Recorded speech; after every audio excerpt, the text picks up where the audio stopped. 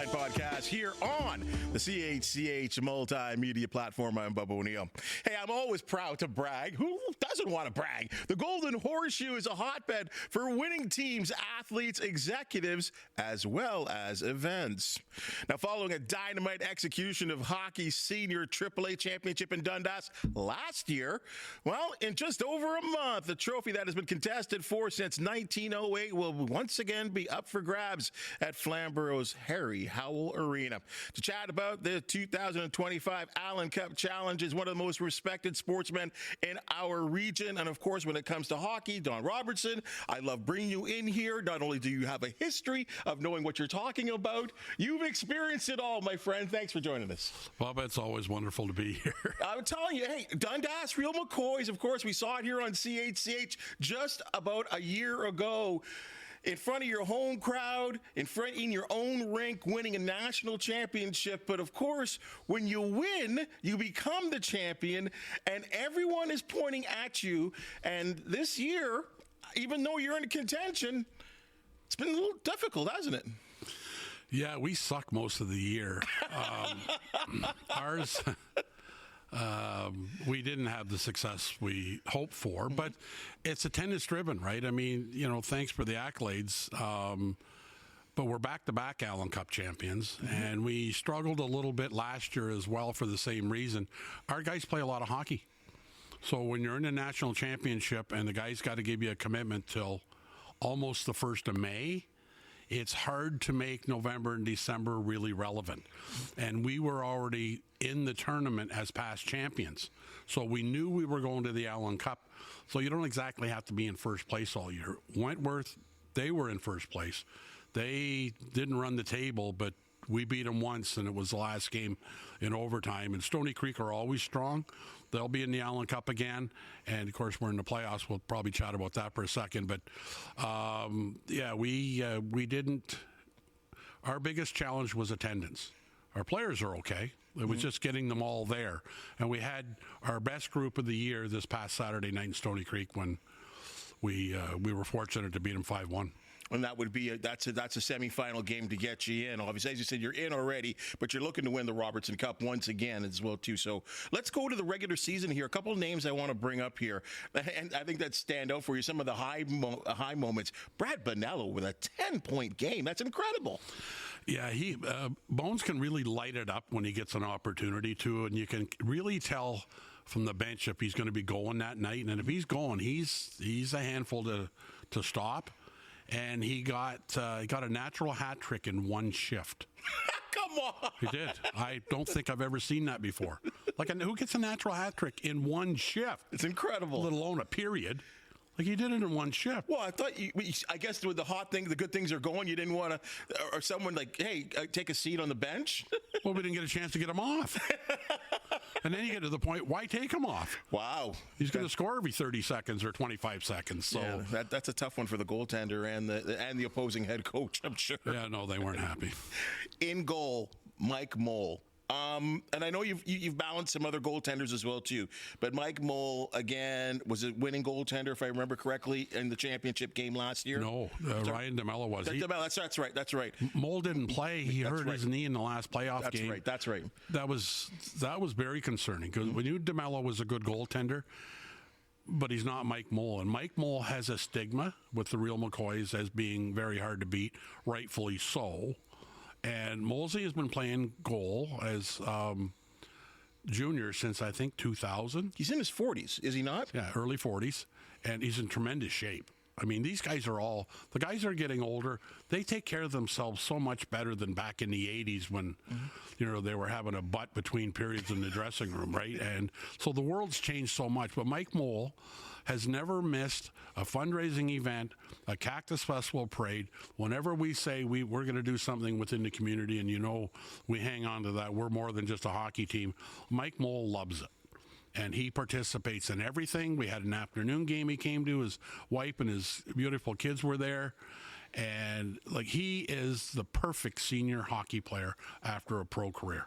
I think it's amazing that he would still, and as you said, you credit the fact that he commits himself to fitness. He's out there in the community doing all the things that you want your players to do. But the fact that he still has a passion to play, at that age, after going through so many leagues and things, I believe he got called up to the Islanders for a couple of games. Like, what a career. He was, and part of it was after he played, and I think it was Acadie. He played in the OHL, then he played some university hockey, and then the CBC had some kind of a series or a tryout series where they guaranteed a couple guys NHL training camps, and he won that, and I forget the name of the series, and it was short-lived, and it was the Islanders, and he signed with the Islanders and was up for a couple of games. He didn't play, but he was with the team, played in Bridgeport. So you're right, he's put a lot of miles on, and to see a guy with that dedication, I mean, that's what the Real McCoys are all about. You talked about attendance, and of course, folks, we're not talking about attendance in the crowd. We're talking about attendance in terms of your team. This is Senior A hockey. Guys sometimes have other things to do, and real life comes in. But you've got some guys also that are kind of dipping themselves in the Hollywood side of things too, and that is as a guy that's leading an organization, you want your players to be playing on the ice, but they're big Hollywood stars now. Well, we've got that, and another one, we're lucky we had Chris Campoli, who works for the NHLPA. He didn't play during the Four Nations Cup because his job is, he works for the NHLPA. He was at the Four Nations Cup. So life, family, and job can sometimes get away. Like, we don't pay them. We give them enough to get to the rink and home, buy a beer, and have a plate of wings after the game. I mean, they're not making enough money. It's not a part-time job for them. So they have to want to play, and I think that is part of our success is because they do want to play. Mike Mole, Chris Campoli. But when you talk about the Hollywood side of it, Cam Fergus, who has been with us for a while, he's won the last 2 Allan Cups with us, local guy, St. George guy. But he's in the stunt business, in the movie business.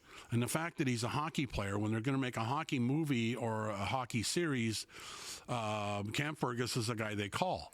So he played 1 game in the last 3 weeks because he was working on Youngblood. The remake of it. The remake of Youngblood, and a lot of it was shot in Dundas. A bunch of it was shot up in Frilton, up at the outdoor rink, a little bit in Barrie. So he's been all over. So what happens as soon as he's done that, playoffs come, he says, oh, and by the way, so him and Brad Manello left the week ago Sunday to go up to Sudbury to shoot Shoresy. So they're both in Shoresy, you know. So you mentioned Bonello has a 10-point game. There's not a lot of fun. Well, I hope he gets 15 points for Shoresy. I don't give a damn about Shoresy. But two of our premier players are up monkeying around making Shoresy. And I don't watch Shoresy. I've never seen it. Apparently it's pretty cool. I'm surprised. I thought that'd be a show that's right up your alley. It is. It's a streaming service on Crave, and my only streaming service that I'm interested in is Parrot. Wow. Did you really say that? Yeah. Congrats. Who paid you off? I know how this works. You apparently do. Let's talk about the big announcement. You just blew me away there. We're going to play that over and over again. That's going to be in a pro. You just got yourself in a promo with our CHCH promo department. I know they are listening. Well done. Big announcement. You guys did so well in hosting the Allan Cup Challenge last year. Top notch. But it's going to be here in this area as well, too. It's going to be like 700 meters from where we're sitting right now, starting April 20th at Harry Howell Arena. And what a great name for an arena for Harry Howell, who was just a wonderful ambassador of the game and lived for a while in Carlisle and everything else. I'm really glad they did that naming right thing. Yeah, they're going to host Rod Millard, who owns the Wentworth franchise, and his group are going to put it on. And they're going to, like we talked in the summertime, tell us what you need, but they got a handle on it. I mean, they're going to put on a show, and there'll be 2 teams from Newfoundland. Stony Creek Dundas will be in it. We're in it by virtue of being defending champions. That's changing the format. So whoever wins it this year will go to Newfoundland next year to participate as defending champions. And the AA League within the OHA and Hockey Canada, they will be sending their league champions. Can you tell me about this Ontario Elite Hockey League? I've never heard of it. Okay, so I represent senior hockey at the OHA board level, and it was 2 or 3 years ago, 10 years ago, we started trying to lure them back. Durham, who we have affiliated some players with, Port Elgin, which is now called Saugeen Shores, Ripley. I mean, it's an 11-team league. And they were what was usually considered as an outlaw league or unsanctioned, so they're outside of Hockey Canada. Okay. None of those leagues can compete for the Allan Cup because they're not under the Hockey Canada umbrella. Okay. So we talked to them, met with them. So they joined the OHA again last year. It was kind of fun. We had a meeting at the OHA office, and they said, we're going to do this. What do we do with the cup? And Murray Nystrom, who works for the OHA, used to coach Brock. We go downstairs, and there's a storage room there, like there probably is here, with some paraphernalia.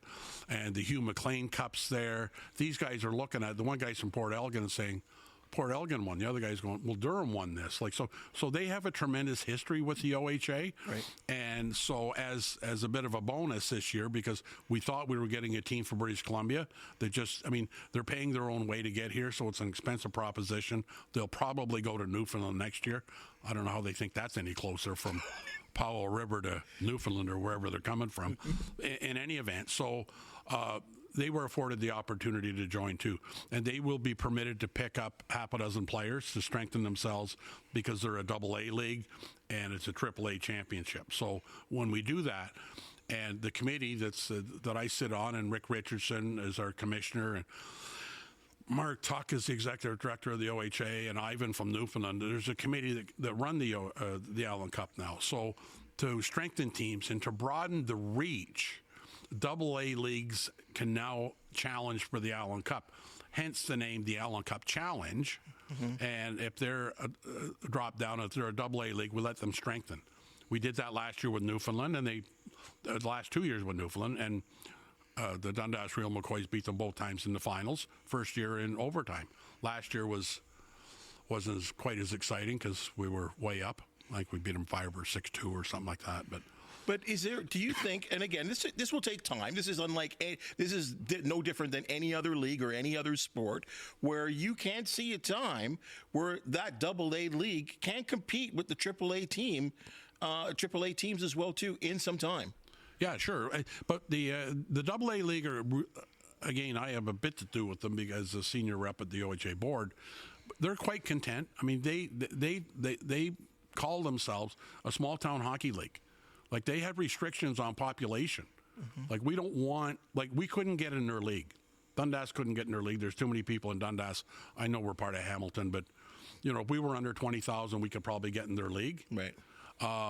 Wentworth probably can't get in their league now if you classify them as Waterdown, because they're building 7,000 houses every 15 minutes in Waterdown, right?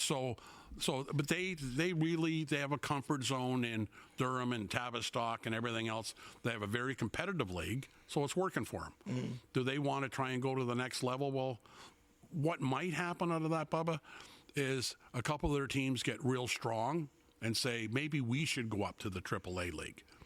Like that may happen.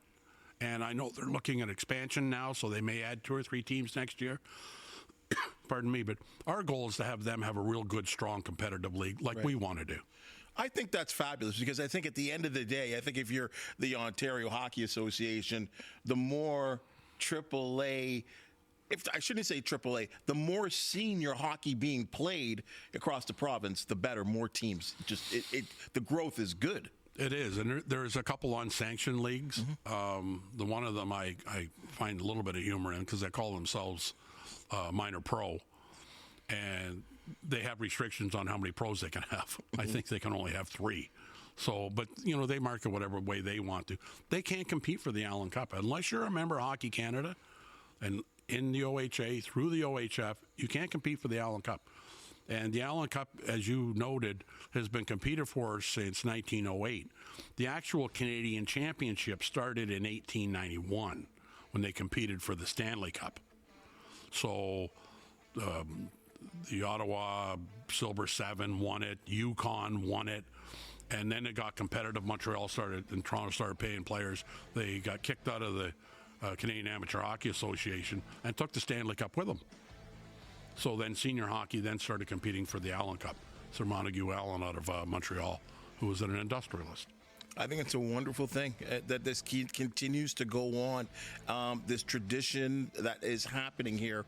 And as you said, this year's event will be held at the Harry Howell rink, NHL size rink. I think, obviously you have the crown jewel in one of the older barns, but for one of the newer rinks, this one works well. Change rooms, concessions, multi-purpose meeting rooms for teams, for other teams as well too. This is going to work out well. It's a great facility. It's a twin pad, as you know. So there's lots of dressing rooms and lots of amenities that will make it easy for everybody. Because every traveling team, including us, will come in. We'll set up shop. Tuna and his guys will set up our dressing room. We'll have it for the week. You have it till you're beat out, and then you got to go home. We don't have far to go home. Hopefully we go home Sunday or Saturday night. But it'll be a great facility. You're right. J.L. Greitmeyer is the absolute perfect senior hockey arena. Like, it seats 987. You can stand about 1,400, but it's a bowl. And it just, when you walk into the rink, you can almost smell the ice and the popcorn, right? So it has such history. But for new facilities that have amenities that J.L. Greitmeyer doesn't have, Rod Millard and his group are going to have. It's going to be wonderful. They're going to have. Rod's owns Shy's restaurant over here, right beside his investment company. So the food will be outstanding. They'll get everything down pat. It'll be a pretty good experience if you want to go up there. In a way, I'm going to say jealous, or I don't know, is it relieved? You've put in so much work into this over the last couple of years. And as you said, I'm sure this is one where they're going to do an outstanding job of hosting. Are you kind of glad to maybe take a little step back, or will you get right back into it? No, we're like I got a huge head, but I had like 4 hats on, right? Good thing they fit, but yeah, we're pretty content. Our executive group, they're not kids anymore, and to put that pressure on them to do it 3 years in a row would be cruel and unusual punishment. They really deserve to be able to go up to Wentworth and watch the games. We're not running around picking up sweatshirts and hats and everything else. We're just going to go and enjoy the event. The last time we're not really traveling. Last time we were in an event was, I think, in Newfoundland in 2015. And it's such a pleasure just to take your guys, especially in Newfoundland, because you know who you got. Right? Like, somebody's kid isn't getting sick and they're going to miss the game last minute, or, somebody's got to take a work assignment and everything else. We'll have that challenge here. But I'm hopeful that we have a full commitment from, all of our players. There's going to be a couple hiccups, but we're going to have the lion's share of our players. We don't, we're pretty deep. Kind of showed that Saturday night. It was 1-1 going in the third period, and we got a couple breaks. You have to get a couple breaks to win a hockey game, but But we're playing Stony Creek this Friday night in Dundas. Yep. And those guys have won back-to-back Robertson Cups, and they have absolutely no interest in letting Dundas Real McCoys get to the finals. And they're a great group. We're competitive on the ice, but off the ice, a lot of the guys, and they're a real good hockey team, and they have a lot of pride. And elimination games are always tough. So if they get, if they win Friday night, we're back in Stony Creek on Saturday night at 6:30. So if you want to see some pretty good hockey and a kind of a intro to the Allan Cup, it was pretty intense Saturday night. There was no friendship out there, I'll tell you. I love it. Every time you guys do get together, it's a war out there. Seeing that you know so much about what's going on here at CHCH with our parent streaming service, which you clearly know more about than I do. It's best in Canada. I'm going to also ask you the inside track. Will the the Allan Cup Challenge final be on CHCH? We're in final negotiations that may in fact get wrapped up today to secure that and maybe for other events down the road. So it's working with CHTV, they have such a wonderful group, and they care about the community, and they know this is a national championship. The viewership last year was in excess of 200,000. Now, I don't know how they determine that. I mean, Rating system, it's there. they're not asking me to count them. But when I got sent those stats and then we shared them with Hockey Canada, I mean, those numbers were pretty significant. And Cable 14 will do the production like they did last year and did a fabulous job. Outstanding. For a community cable service, those guys, I don't think any of the sports networks would have done any better job. I mean, I would put those guys up against anybody, and they're going to do it again this year. So there's going to be here's the can. All you got to do is put it on. So hopefully it's Saturday afternoon at 3 o'clock, and that's what we've tentatively talked about. And to have an opportunity to work with CH again would just be a dream come true for the Allan Cup and everybody involved. It was great last year. It was unbelievable. And you're right. Cable 14, obviously, what was happening in terms of the play-by-play, having like guys like Reed Duthie and them at the desk doing interviews, just a professional, great-looking broadcast. And I'm sure the people out east and the people out west that aren't used to seeing broadcast done by CHCH or even Cable 14, they must have been blown away. Well, you know who was really impressed was the rock star Rod Black. Yes. I mean, we had Rod Black do play-by-play. Rod Black is committed to doing play-by-play again this year. Mm-hmm. So last year we have former Real McCoy coach and player Rick Vive doing the color, who knows the league, right? And he's familiar. He played in that rink. And you got Rod Black, an award-winning play-by-play sports journalist. Blackie's the best. Legend. Called me yesterday. Yeah. He's in Arizona watching his son play ball. Mm-hmm. Are we all set yet? I said, call me tomorrow afternoon. So, I mean, he's eager. And when you add that kind of quality to a broadcast, it's kind of saying, this is really important. And no disrespect to Reed Duthie, who did a great job on the desk, but he gets tied up with the Bulldogs. Yep. And you can't even be 100% sure he's around, because if they make a run to the end, you know, you or I are going to be doing play-by-play. You can't do that. Well, you could do it. I sure can't. But it's no, it's going to be really exciting. It's great for the community too. I mean, it's good for local restaurants. Rod's Shy's place will be packed every night. So, you know, places in Waterdown, places in Dundas. The hockey community is pretty small. You saw when you watched the broadcast last year, JL Greitmeyer was full. And what a great atmosphere, right? You got outstanding refereeing, you got outstanding broadcast crew. The broadcast is great. The good guys won. That's back to back. I'm going to share something with you. Here's something we want to do this year. Obviously, this is difficult to do. No Canadian team has ever won 3 Allan Cups in a row. Wow. Since 1908. I say Canadian team because Warroad, Minnesota, I think in the 90s it won 3 straight. So an American team has won it 3 straight. Oh, I didn't know that. But a Canadian team has never done it. So this is no walk in the park to get that done. But you have to set goals. And we like doing something that nobody else has done before. So winning 3 in a row would be a lot of fun. There you go, Dundas. Get behind your team and certainly get out to the Allan Cup Challenge. And just about a month away from now, it's going to be outstanding. And get out to the Robertson Cup playoffs as well, too. Before we leave, I do have to ask you one more question. I'm going to roll a clip here, and I just need you to respond, okay? We're going to roll the clip. Sure. He has to get Bubba Marner to pay a price. He doesn't have to get killed. He doesn't have to get beat up, but he's going to have to get cross-checked in the shoulders, cross-checked in the ribs, slashed across the forearms when he's going to the net, into the dirty areas to make a play, because he's so skilled. Like, if he does that at his size and his skill level, he'll be a rock star in Toronto. But if like I said, if Berube doesn't think he can instill that in him and get him to do it, he'll be putting him on the 4th line if they can't trade him. He'll make him pay the price. And the way a coach can now get even, if Marner's in the last year of his contract, when you put that guy in the 4th line in the playoffs because he won't do what you want him to do, good luck with your next contract and getting $10 million. Because last year you were on the 4th line. And that's how coaches can send messages.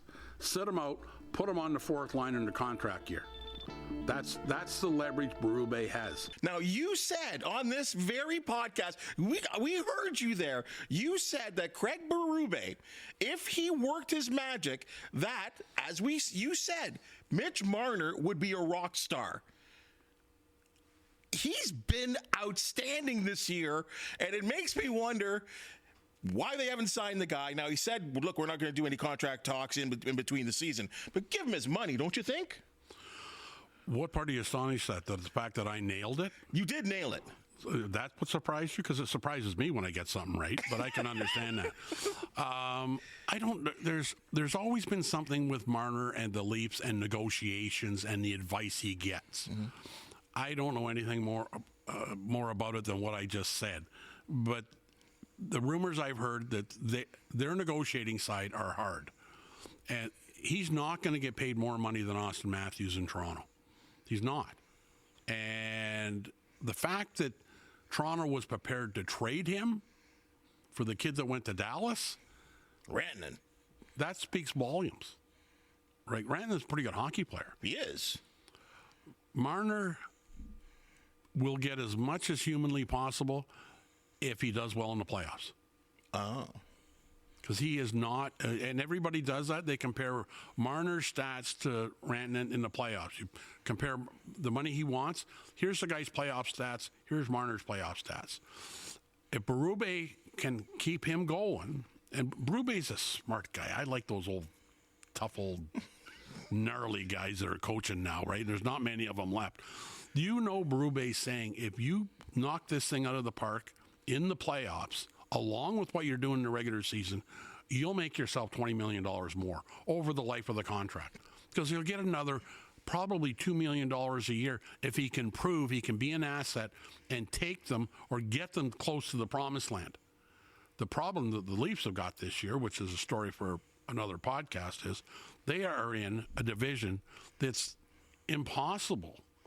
Like you got Tampa. That's never going to change, though. You've got Florida. Well, they could get in the soft division. This is where they are, though. I know. Remember when the Blue Jays used to have to beat Boston and the Yankees, and they still do, and they still have to. But then now they can't beat themselves. But the East in Major League Baseball isn't quite as strong as it was in its heyday. Mm-hmm. When the Jays were really good, the Yankees were great, Boston was great. The Leafs are now facing that. And is there ever a soft touch? Of course there's not. Because lower place teams get fired up, got nothing to lose, and try and bump up the top teams. If the top teams work as hard as the lower place team, top team wins. But you can get beat. There's no easy path to get out of their division. If they can end up in first place, they get a wild card team. But anything outside of first place, it's going to be a tough road to hoe. That's why they got to finish first. But Marner can make himself an awful lot of money, and I think Berube believes in him, and I think he believes in Berube. Well, I think the way he has played, I think he's actually been a better leader on the ice than I think Matthews. I think something's wrong with Matthews. I don't know what it is. I hurt or playing hurt. But the way Marner is playing, the way he scored that winner against, I guess, Sweden in the Four Nations Cup. Yeah. I mean, it was like a whole new side of the guy that we haven't seen. But he's been so consistent all season long. And maybe it was to the best that he said, look, I'm not talking contract through the season. And it just seems to be the way that he is focused and looking like a guy that maybe we haven't seen before. Well, I'm a Leaf fan, so I hope so. Mm-hmm. Setting up McDavid to win the Four Nations Cup doesn't hurt your. No, that's not a bad thing to throw in the file when you're negotiating a contract as well, too, because he didn't look out of place playing with the bigwigs. No, I was going to say the mere fact that he was on McDavid's line speaks volumes. Mm-hmm. Like you're playing with acceptably the best athlete in the National Hockey League. And you're good enough to be on his line, let alone set up the game winner, that speaks volumes too. So you're right. I think he's hit another level, but he had to. It's time. They're not a young team anymore. Remember, they'll be good. They'll have lots of opportunities, and all of a sudden you're going like, these guys are in their mid to late 20s now. They're not 21 or 22. You got to win today. Nobody cares what you did yesterday. Nobody cares that we won the Allan Cup last year. They care about who wins the Allan Cup this year. You're yesterday's news in a big hurry, unless you're talking to me. You're fabulous. Thank you for that on the Marner. I had to get that in there because it rung in my head. You were kind of tough on him last year, but I mean, he has really played well. So I wanted to talk about that. Hey, we're probably going to get you in here again. Maybe we'll get the people from Wentworth in here as we get ready for the Allan Cup Challenge. That's going to be, as you said, right across the street. Thanks for letting the public know about it. You always do a wonderful job here on the podcast. Again, continued success. Again, big game this weekend. Again for the Robertson Cup, and again. Thank you always for coming in. Bubba, thank you. And take a look at that Parrot TV. It's something else. What a card. That's your Sportsline Podcast for the day. And if you just seen and heard, we love talking sports. We love doing it on Parrot. If you do know of an athlete or team or event to promote the Sportsline Podcast, you want to hear from you. Please hit the thumbs up, like, and subscribe button. And if you have something to say, we appreciate your comments. For the talented folks here at CHCH that make the Sportsline Podcast possible, I personally thank you. And we'll see you tomorrow.